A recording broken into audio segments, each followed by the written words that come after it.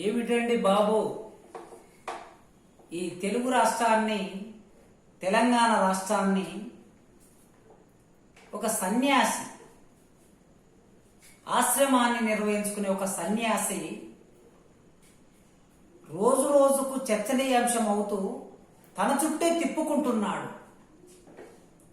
అవును, మరి ప్రజలను సన్యాసులు చేస్తున్నటువంటి రోజులు ఇవి. ప్రజలను సన్నాసులు చేస్తున్న రోజులు ఇవి. రాజకీయ నాయకులు, ఆశ్రమ నిర్వాహకులు, మత ప్రవక్తలు కలిసి ఈ సమాజాన్ని గందరగోళానికి గురి చేసి తమ కార్యకలాపాలని నిర్విరామంగా కొనసాగించుకోవడం కోసం ఒక పునాదిని ఏర్పాటు చేసుకుంటున్న సందర్భం కదా. అందుకే మరి రోజు రోజుకి చినజీయర్ స్వామి గారు మనకు ఒక చర్చనీయాంశంగా మారిపోయారు. మనమందరం మాట్లాడవలసిన ఒక అనివార్యతని వారు సృష్టిస్తున్నారు. మీరందరూ చూసి ఉంటారు, నిన్న ప్రెస్ మీట్ పెట్టి మొన్న సమ్మక్క సారలమ్మ మీద ఆయన మాట్లాడిన మాటల మీద వివరణ ఇస్తూ నిన్న ప్రెస్ మీట్ పెట్టారు. ఆ ప్రెస్ మీట్ సందర్భంలో ఎవరైనా పత్రికా సమావేశం పెట్టినప్పుడు తమ మీద ఏమైనా ఆరోపణలు వస్తే నిజాయితీగా ఆ ఆరోపణల సమాధానాలు చెప్పుకుంటారు. అవి తప్పైతే తప్పని చెప్తారు. ఒకవేళ వచ్చిన ఆరోపణలు, విమర్శలు నిజమైతే వాటి మీద వివరణ ఇస్తూ తమ తప్పును ఒప్పుకుంటారు.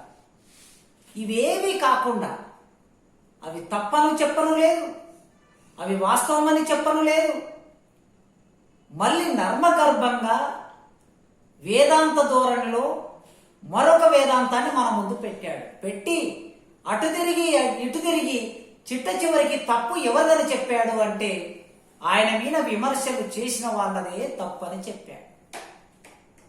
అవును, మరి చెబుతారు. ఎందుకు చెప్పారు? ఆయనను చాలా గొప్పవాడిగా తయారు చేసి పెట్టారు కదా ఈ రాష్ట్రంలో. ప్రధానమంత్రి గారి నుంచి మొదలు పెడితే వివిధ రాష్ట్రాల ముఖ్యమంత్రులు ఆయన దగ్గరికి వచ్చారు, ఆకాశానికి ఎత్తారు, ఆయన చెప్పిందల్లా విన్నారు. తెలంగాణ రాష్ట్ర ముఖ్యమంత్రి గారైతే ఒక రాష్ట్ర ముఖ్యమంత్రి కూర్చునే అధికారిక కుర్చీ మీద చినజీయర్ స్వామి గారిని కూర్చోబెట్టారు. ఆయనని హెలికాప్టర్లో కూర్చోబెట్టుకొని తనతో సమానంగా యాదగిరి గుట్టకు తీసుకెళ్లారు. యాదగిరి గుట్ట కొత్తగా నిర్మించబోయే దేవాలయం వాస్తు ఎట్లా ఉండాలనో చినజీయర్ స్వామి గారి చేత చెప్పించుకున్నారు. చివరికి చినజీయర్ స్వామి గారి కాళ్ళ మీద సాష్టాంగ నమస్కారం కూడా చేశారు. ఇంత చేశాక చినజీయర్ స్వామి గారు ఊరుకుంటారా? అధికారమే తన పాదాల ముందు పాదాక్రాంతమైనప్పుడు అధికారం మీద స్వారీ చేయాలని సహజంగా మనుషులందరూ చేస్తూ ఉంటారు. ఆయన ఒక మనిషే. పైకి మాకు అధికారంతో సంబంధం లేదు, రాజకీయ నాయకులతో సంబంధం లేదు, మేము ఎవరి దగ్గరికి వెళ్ళము, ఈ సుఖాలతో మాకు పట్టింపు లేదని మాట్లాడినా ఆయన మనిషి కదా. మనిషికి ఉండే భావోద్వేగాలు ఉంటాయి కదా, మనిషికి ఉండే ఇగో కూడా ఉంటుంది కదా. కనుక మరి వారు స్థైర్య విహారం చేస్తూ ఉన్నారు తెలుగు నేల మీద. నిజానికి చినజీయర్ స్వామి గారిని ఈ స్థాయికి తీసుకొచ్చినటువంటి వ్యక్తులు ఈ సందర్భంలో వారు వేస్తున్న ప్రశ్నలన్నిటికీ సమాధానం చెప్పవలసిన స్థితిలోకి నెట్టబడ్డారు. వారెవరైనా, మన దేశం లౌకిక దేశం. భారత సంవిధానం ఏం చెప్తున్నది అంటే భారతదేశం లౌకిక రాజ్యం అని చెబుతూ ఉన్నది. ఆర్టికల్ 25 భారత రాజ్యాంగంలో రాయబడిన ఆర్టికల్ 25 మత విశ్వాసాలని కలిగి ఉండే హక్కును ఇస్తుంది. మతాన్ని ప్రచారం చేసుకునే హక్కును ఇస్తుంది. ప్రతి పౌరుడు తాను నమ్మిన మత విశ్వాసాలని సంపూర్ణంగా ప్రచారం చేసుకునే కలిగి ఉండే హక్కును భారత రాజ్యాంగం ఇస్తుంది. ఆ హక్కుకు భంగం కలిగినప్పుడు భారత రాజ్యాంగం ప్రకారం వారు హక్కును సంపాదించుకునే ఆ రక్షణ పొందే హక్కు కూడా ప్రతి వ్యక్తికి ఉంటుంది. ఇది వైయక్తిక స్థాయిలో, అంటే వ్యక్తి స్థాయిలో. మరి రాజ్యం పరిస్థితి ఏమిటి అంటే, భారత రాజ్యాంగ సవరణ 42వ రాజ్యాంగ సవరణ జరిగినప్పుడు ఏం చెప్పారు మన పెద్ద మనుషులు, ఆనాడు రాజ్యాంగవేత్తలు, మేధావులు అంటే, ఈ రాజ్యాంగ సవరణ 42వ రాజ్యాంగ సవరణ చేసి సెక్యులర్ అనే ఒక భావనని భారత రాజ్యాంగ సంవిధానంలోకి తీసుకొచ్చారు. ఆర్టికల్ 25(2) ప్రకారం ఆనాడు దానికి ఏర్పడిన కొన్ని పరిమితులను దృష్టిలో పెట్టుకొని ఆ పరిమితులన్నిటినీ తొలగించేటట్లు ఒక స్పష్టతను ఇవ్వడం కోసం రాజ్యాంగ పీఠికలో సెక్యులర్ అనే పదాన్ని చేర్చారు 42వ రాజ్యాంగ సవరణ ద్వారా. లౌకిక రాజ్యం అనే పదాన్ని అందులో చేర్చారు. అంటే దీని అర్థం సెక్యులర్ స్టేట్ అంటే, ఒక సందర్భంలో సెక్యులరిజం గురించి చినజీర స్వామి గారు మాట్లాడి ఉన్నారు. ఇప్పుడు ఆ చర్చలోకి నేను వెళ్ళటం లేదు, కానీ సెక్యులర్ అంటే భారతదేశం ప్రభుత్వం, రాజ్యం తనకు తానుగా, రాజ్యం ఎవరికి వ్యతిరేకం కాదు, ఏ మతానికి వ్యతిరేకం కాదు, అట్లనే ఏ మతానికి అనుకూలం కూడా కాదు. ఆ రాజ్యం ఎట్లా ఉంటుందంటే, భక్తుడిని, ఆజ్ఞేయవాదిని, నాస్తికుడిని ఒకేలా పరిగణించే స్వభావం భారత రాజ్యాంగానికి, భారత రాజ్యానికి ఉన్నది. మత ప్రమేయము లేని రాజ్యము అని అర్థం. మత ప్రమేయం ఉన్న రాజ్యం అంటే రాజ్యమే, ప్రభుత్వమే స్వయంగా ఒక మతాన్ని కలిగి ఉండటం అని అర్థం. ఉదాహరణకి పాకిస్తాన్ మత ప్రమేయం కలిగిన రాజ్యం. ఆ ప్రభుత్వమే అన్ని వ్యవహారాల్లో, మత వ్యవహారాల్లో భాగమవుతుంది. కానీ భారతదేశం అట్లాంటిది కాదు. ఎందుకంటే భారతదేశంలో భిన్న మతాలు కలిగిన వాళ్ళు ఉన్నారు గనక, భిన్న విశ్వాసాలు కలిగిన వాళ్ళు ఉన్నారు గనక, నాస్తికులు కూడా ఉన్నారు గనక, భౌతికవాదులు కూడా ఉన్నారు గనక, ఇక్కడ అందరినీ సమానంగా చూసే ఆ లక్షణాన్ని, స్వభావాన్ని భారత రాజ్యాంగం పొందింది. కానీ మన పెద్దలు ఏం చేశారు? ఈ గీతను చెరిపేశారు. మన రాజకీయ నాయకులు, కొందరు మన మేధావులు ఈ గీతను చెరిపేశారు. చెరిపేసి మతాన్ని, రాజ్యాన్ని ఒక దగ్గరికి తీసుకొచ్చారు. ఆనాటి పండిట్ నెహ్రూ నుంచి మొదలు పెడితే ఈనాటి మోడీ గారి వరకు ఈ గీతను చెరిపేయటం మూలంగా ఇట్లాంటి వాళ్ళు, మత పెద్దలు ఆశ్రమాలు నెలకొల్పుకొని ఆ ఆశ్రమాల చుట్టూ రాజకీయ నాయకులను తిప్పుకొని రాజకీయాలని, ప్రభుత్వాలని, రాజ్యాన్ని శాసించే స్థాయికి వీళ్ళు ఎదిగారు. ఇక్కడనే అసలు సమస్య ఉన్నది. ఇక్కడనే సమస్య ఉన్నది. ఇట్లా ఎదగటం మూలంగా, రాజకీయ నాయకులని తమ చుట్టూ తిప్పుకోవటం మూలంగా, ఓట్ల సందర్భంలో ఉపయోగించుకోవటం మూలంగా తామేది చెప్పుదే అది చలామణి అవుతుందనే అహంకారంతో ఈ ఆశ్రమాలను నెలకొల్పుకున్న వాళ్ళు, ఈ ఆశ్రమాలని పునాదిగా చేసుకొని, ఈ ఆశ్రమం చుట్టూ సంపదని కూడబెట్టి, ఈ ఆశ్రమం చుట్టూ అధికారాన్ని తిప్పుకొని రాజ్యం మీద ఆధిపత్యం చెలాయిస్తూ ఉన్నారు. ఈ నేపథ్యం అర్థమైతే తప్ప చినజీయర్ స్వామి వ్యాఖ్యలు మనకు అర్థం కావు. ఆ వ్యాఖ్యల వెనుక ఉండే అంతరార్థం, భావం మనకు అర్థం కాదు. ఆయన ప్రెస్ మీట్లో అనేక ప్రశ్నలకి తావిచ్చారు. అనేక చర్చనీయాంశాలని మన ముందుకు తీసుకొచ్చారు. ఏమన్నారు?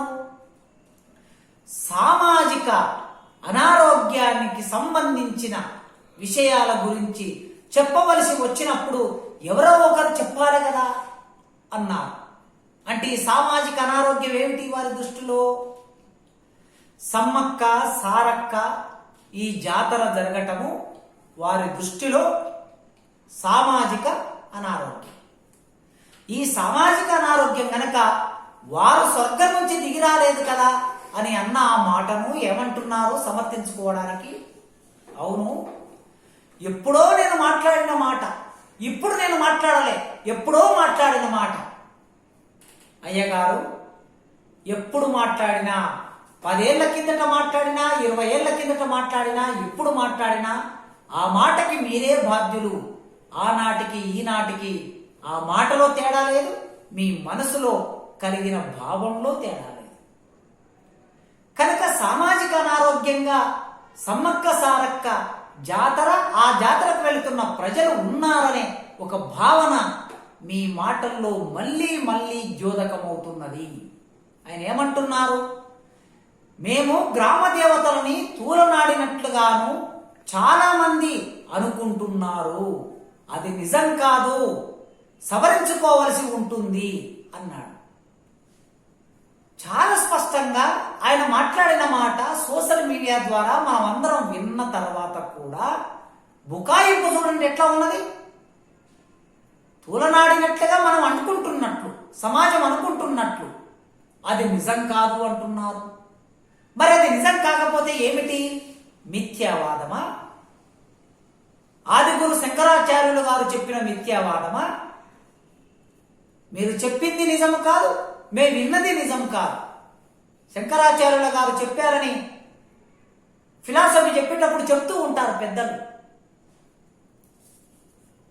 ఏనుగు వచ్చి తొక్కుతూ ఉంటే ఏనుగు తొక్కను లేదు, మీరు చూసిందల్లా మీ మనసులో ఏనుగు వచ్చిందని, ఏనుగు తొక్కిందని మీరు అనుకున్నారు.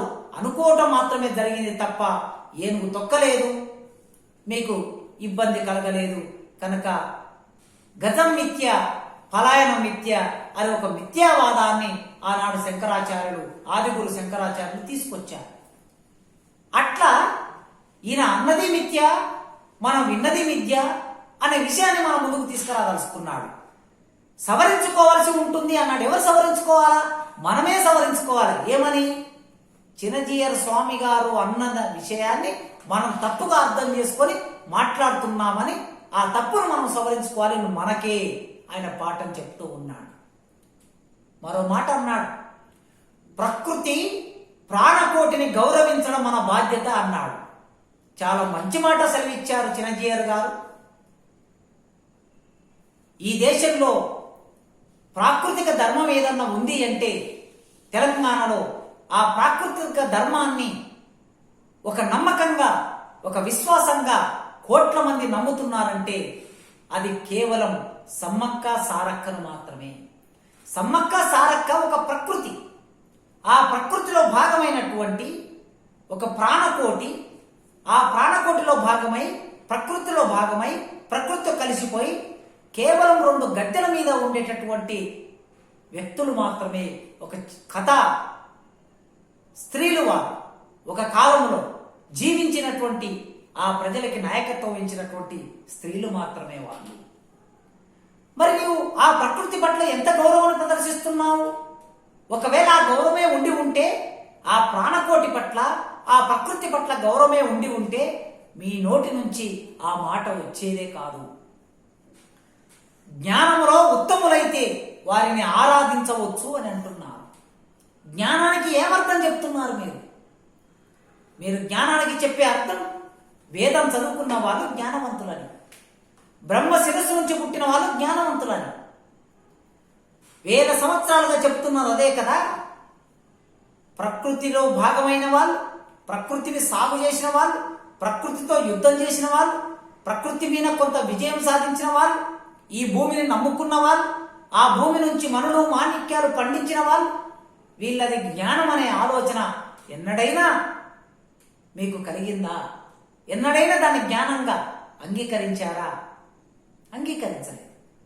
మీరు చదువుకున్న వైదిక విద్య మాత్రమే జ్ఞానం, ఆ బ్రహ్మ శిరస్సు నుంచి పుట్టిన వాళ్ళు మాత్రమే జ్ఞానవంతులు అనే అర్థం వచ్చేటట్లు మీ మొత్తం ఉపన్యాసం కొనసాగింది. మనుషుల నుంచి వారికి ఉండే గుణాలను బట్టి దేవతలయ్యారు, స్వర్గం నుంచి దిగిరాలేదు అని మీరు అంటున్నారు కదా. గుణాలంటే ఏ గుణాలు? మనుషులకి ఏ గుణాలు ఉంటాయి? ఆ గుణాలకు సంబంధించి మీరు చెప్పినటువంటి సాహిత్యంలో, మీరు చెప్పినటువంటి పురాణాలలో, ఇతిహాసాల్లో ఉన్న గుణాలు మీరు గతంలోనే మాట్లాడి ఉన్నారు. ఏమని? మేక మాంసం తింటే మేకలాగుంటారని, పంది మాంసం తింటే పందిలాగుంటారని, ఇవేవి తినకపోతే గొప్పవాళ్ళు అవుతారని మీరు ఆ మాట చెప్పారు. నిజమే. మరి ఈ ఆహార పదార్థాలని కలిగి ఉన్నటువంటి ప్రజలు వారి జీవితంలో భాగమైనటువంటి ఆహార పదార్థాలని తిన్నటువంటి వాళ్ళు మీ దృష్టిలో ఉత్తమ గుణాలు కలిగిన వారు ఎలా అవుతారు? అందుకే ఆ మాంసము తినే, ఆ అడవిలో నివసించే ఆ ఆదివాసులకి ముఖ్యమైన వాళ్ళు, వారి నాయకులైనటువంటి వాళ్ళు ఆనాడు ప్రతాపరుద్రుడికి వ్యతిరేకంగా నిలబడి యుద్ధం చేసినటువంటి వాళ్ళు, వారైతే ఉత్తమ గుణాలు ఉన్నటువంటి వాళ్ళు. మీ సూత్రం ప్రకారం, మీ నియమం ప్రకారం ఉత్తమ గుణాలు ఉన్న వాళ్ళు కాదు కదా. సీఎములు, మంత్రులు మీకు లేని గౌరవాన్ని సమాజంలో సృష్టించటం మూలంగా రోడ్డు మీద పోయే పుల్లయ్యల గురించి మేము మాట్లాడలేదు అంటున్నారు. ఈ రోడ్డు మీద పోయే పుల్లయ్యలు, రోడ్డు మీద పోయే ఎల్లయ్యలు, రోడ్డు మీద పోయే మల్లయ్యలు, ఊరికి దూరంగా ఉండే రామయ్యలు, వీరే లేకపోతే రోజు మీ దినదినం గడవదు. వాని రెక్కల కష్టంపు లేని నాడు సస్యరమా పండి పులకించ సంశయించు, ప్రపంచమునకు భోజనంబు పెట్టు వానికి భుక్తి లేదు అని గుర్రం జాషువా చెప్పాడు కదా. మీ రథం సాగాలంటే వాడు ఆ ఎల్లయ్యలు, ఆ రోడ్డు మీద పోయే ఎల్లయ్యలు, ఆ పుల్లయ్యలు, ఆ రామయ్యలు, ఆ బక్కయ్యలు వాళ్ళు ఉండవలసిందే. నీవు కాలు తీసి బయట పెట్టాలంటే, నీవు తిన్న తిండి, నీవు వాష్రూమ్కు పోతే నీ వాష్రూమ్ శుభ్రం చేయాలంటే మరి ఆ ఎల్లయ్యలే, ఆ పుల్లయ్యలే. నీ దృష్టిలో ఈ ఎల్లయ్యలు, పుల్లయ్యలు ఇంత తక్కువ స్థాయిలో కనిపిస్తున్నారు. మీరు సమాజానికి గొప్ప చెప్పేవాళ్ళు, సమాజానికి మీరేమన్నారు? మేము సమాజానికి కళ్ళు అన్నారు. నిజమే, మీది సమాజానికి కళ్ళు. కాలుకు ముళ్ళు గుచ్చుకుంటే కన్నీళ్ళు వచ్చేది కళ్ళ ద్వారానే కదా. మీకు బాధ అవుతే మా కన్నీళ్ళు వస్తాయని అంటున్నారు కదా. ఈ సమాజానికి కళ్ళైన మీరు, సమాజానికి హితబోధ చేస్తున్న మీరు, సమాజానికి మతం బోధన చేస్తున్న మీరు ఎంత ఔన్నత్యంగా ఉండాలండి, ఎంత ఔన్నత్యంగా మాట్లాడాలండి. మీరు మాట్లాడే ప్రతి మాటకి సమాజంలో ఎంత గౌరవం ఉండాలి. మీరు నమ్మిన విశ్వాసాలు మీకు ఉండొచ్చు, మీ విశ్వాసాలను కాదనేది లేదు, మీ నమ్మకాన్ని కాదనేది లేదు, మీ మత ప్రచారాన్ని కాదనేది లేదు. అది మీ పద్ధతి. కానీ మీ పద్ధతిలోనైనా మీరు ప్రదర్శించవలసిన విజ్ఞతని ఏ మేరకు ప్రదర్శిస్తున్నారో విజ్ఞులైనటువంటి ప్రజలుగా ఇవాళ మేము ఆలోచించుకోవాల్సిన అవసరం ఉన్నది. మాకు అనేక ప్రశ్నలు మా ముందు పెట్టారు. మంచిదయింది, మీరు ఇలా మాట్లాడటం మంచిదయింది. మా ప్రజలు వేలుగా, లక్షలుగా, కోట్లుగా మీ దగ్గరకు వచ్చి మీ ఆశ్రమాల చుట్టూ తిరిగి వారు సంపాదించిన సంపదనంతా మీ దగ్గర పెట్టిపోతున్నారు కదా, వివిధ రూపాల్లో, కానుకల రూపంలో. నిజమే, ఇలా పెట్టినందుకు మాకు సరైన గుణపాఠం చెప్పారు. ఆ గుణపాఠం మళ్ళీ మళ్ళీ నేర్చుకోవాల్సిన బాధ్యత మా అందరి మీద ఉంది.